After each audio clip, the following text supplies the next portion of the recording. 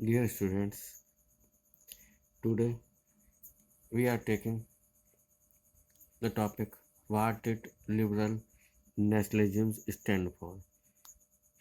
Liberal nationalism से आप क्या समझते हैं, ये टॉपिक हम ले रहे हैं।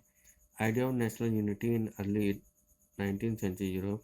जो नेशनल यूनिटी का विचार था अर्ली 19th सेंचुरी यूरोप में, it was closely associated to the ideology of liberalism. ये सीधा जो है लिबरलिज्म की आइडियोलॉजी से जुड़ा हुआ था, उदारवाद की विचारधारा से जुड़ा हुआ था।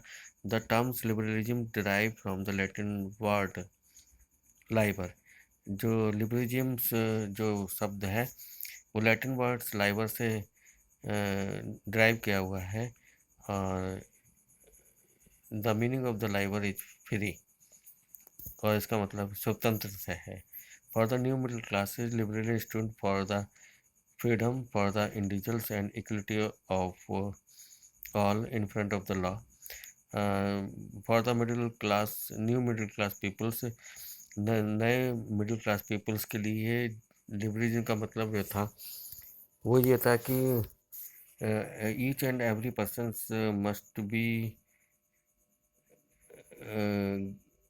must be received freedom and equality of all peoples in front of law should be established. Politically राजनीतिक तौर पे it gave emphasis on the government that was made by consent. वो ऐसी गवर्नमेंट पे राजनीतिक रूप से वो ऐसी सरकार पर जोर देते थे जो कंसेंट पर आधारित हो, that must based on consent. Since the French relations, चूँकि फ्रेंच रिलेशंस के टाइम पे liberalism had stood for the end of the autocracy. Liberalism जो जाना जाता था, because of the liberalism autocracy was abolished from France, and the clerical's privilege they were also removed. A constitution and the representative government through the parliament, और एक constitution और representative government by means of parliament, ये जो था जो educated middle class people थे वो इस तरह से वहाँ की शासन व्यवस्था चाहते थे। 19th सेंचुरी लिबरल जो थे, 19वीं शताब्दी के लिबरल जो थे, they also stress the inviolability of private property. और जो 19th सेंचुरी के जो लिबरल थे, उदारवादी लोग थे, वो प्राइवेट प्रॉपर्टी पर भी एम्फेसिस दिया करते थे, जोर दिया करते थे। Yet equality before the law did not necessarily stand for the universal suffrage है। हालांकि जो all equality that was established, that all people are equal in front of the law, it does not means necessarily stand for universal suffrage। हालांकि ये universal suffrage से संबंधित नहीं थी। जैसे कि आपको याद होगा कि रिवोल्यूशनरी फ्रांस में, क्रांतिकारी फ्रांस में, which mark the first political experiment in liberal democracy, जिसने जो है लिबरल डेमोक्रेसी के लिए फर्स्ट पहला राजनीतिक एक्सपेरिमेंट किया। द राइट टू वोट, जो राइट टू वोट था, एंड टू गेट इलेक्टेड, और अपने आप को इलेक्टेड कराने का जो राइट था, that was granted exclusively to property owing person. जो प्रॉपर्टी ओइंग पीपल्स को दिया गया particularly right to vote.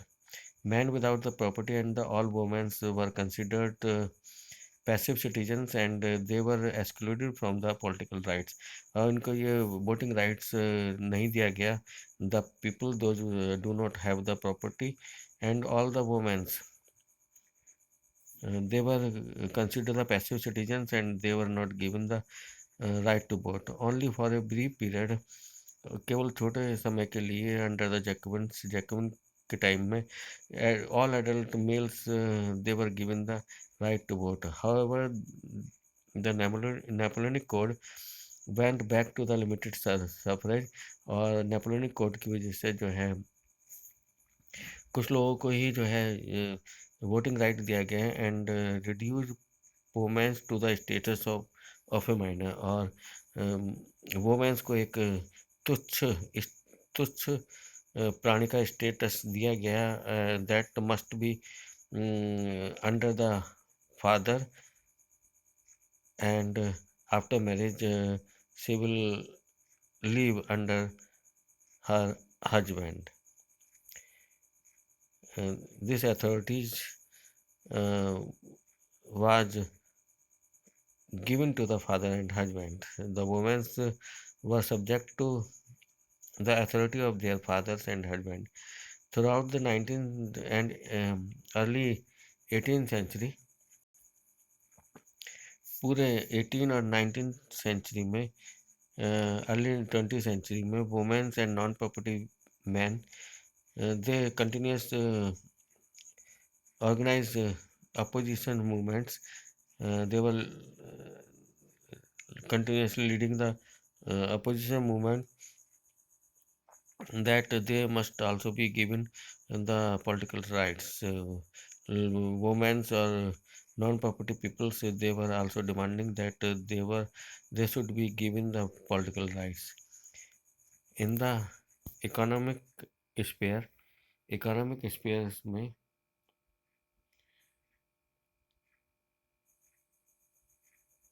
जो लिबरलिज्म का मतलब था, that was freedom of the market, जो मार्केट की freedom, and abolition of the state impose restriction on the movement of the goods and capital, and the restriction that was imposed by the government on the movement of the goods and capitals, that must be abolished.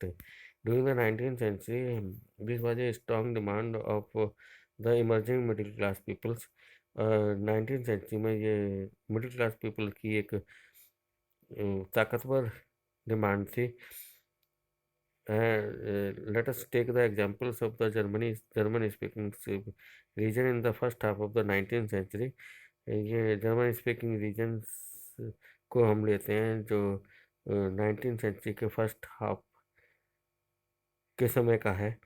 Napoleon administrative measures had created out of 39 states, out of 39 states, created out of countless small principalities and confederation of the 39 states. ये छोटी छोटी जो है प्रिंसिपलिटीज और 39 state के द्वारा बना हुआ था, 39 स्टेट के एसोसिएशन के द्वारा बना हुआ था. Each of these possess its own currency, और हर स्टेट की अपनी करेंसी थी, and they also had the separate weight and measure system. सबका अपना अपना वेट एंड मेजर सिस्टम था. A merchant who travels from Hamburg to Nuremberg to sell his goods in 1833, he would have had to pass through the 11 custom barriers. यानी कि एक व्यक्ति जो 1833 में अपने गुड्स को सेल करने के लिए जाता था हेम्सबर्ग से न्यूरमबर्ग तक, तो he would have to had to pass through the 11 custom barriers. उसे 11 कस्टम चौकी से पास होना पड़ता था, and he had to pay a custom duties of about 5% at each one of them. और हर कस्टम बैरियर पर उसको 5% कस्टम ड्यूटी देनी पड़ती थी. ड्यूटी जो है वो ली जाती थी as per the weight and measurements of the goods के मेजरमेंट और वेट के आधार पे.